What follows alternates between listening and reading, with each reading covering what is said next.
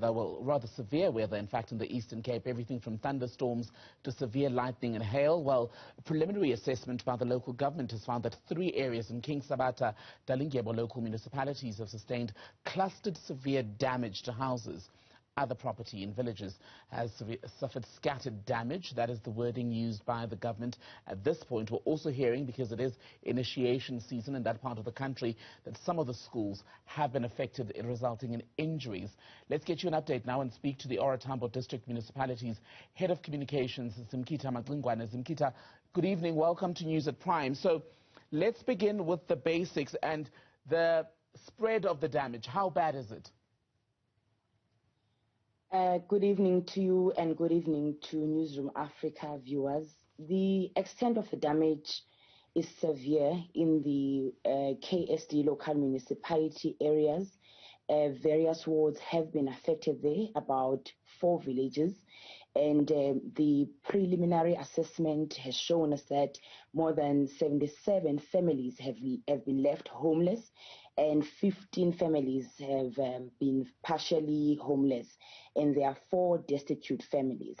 Our teams are still on site because we are aware that the Mhlonhla local municipality area is also affected, and a bridge there was swept away by the heavy rains.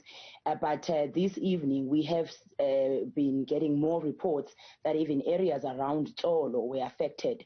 But because this incident happened for 2 consecutive days, it means that we are still going to have more people contacting us, and we really urge our communities to contact us so that our teams can be able to go on site to do the assessments, so that we can be able, as a district municipality, to quantify the extent of the damage, so that when we sit in the joint operations committee meeting, we're able to take decisions as to what kind of interventions are needed in those communities. So 77 families at last count have been left homeless. Are they all now being housed by the municipalities or the government?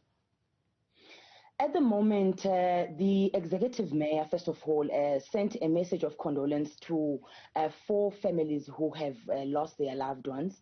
Those are members of our community, so we are saddened by their passing, and also a speedy recovery to those who are in hospital.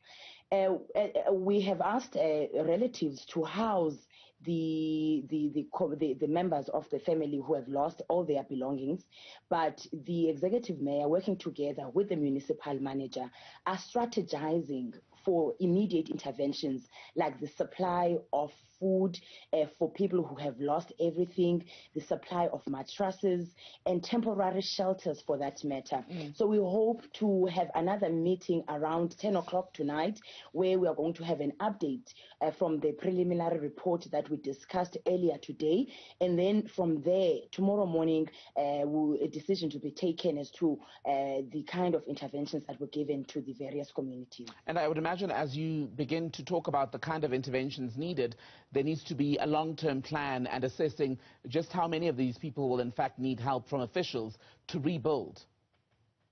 Indeed, there will be a long plan, because we have structured our intervention by saying we'll have short-term interventions, medium and long-term. And we're also going to be working with other departments, because it's not only the district municipality that will be bringing assistance. Different departments that can assist these communities will be working with us. For example, ESCOM has also sent their own teams on site, because there are electricity cables that were affected. So we are talking to different stakeholders so that we can join hands to make sure that livelihoods are restored, especially in KSD. However, we are not saying we are not going to intervene in areas of Mhlonhla and other areas that have sustained damages. But we want to see that people get back with their lives, and all that they have lost is restored by working with people. We're also going to be working with the private sector, because people during this time are willing to show assistance, but we'll be providing that information as we go along. Quick final question, Zimkhitha. We were just speaking to the Weather Service, Pusila Zomofokeng, telling us that there is still more rain on the way for the Eastern Cape, perhaps not as severe as what we've seen in the last 2 days, but more rain still. So what has been put in place to make sure that there's as quick a response as possible where people may become displaced? Our response is always quick, because even on the day of the recent incident, our teams were on site as it happened, because we usually get those warnings from the South African Weather Service regional office, and then we circulate that information to communities so that even communities are aware, so that they prepare for any eventuality that might take place.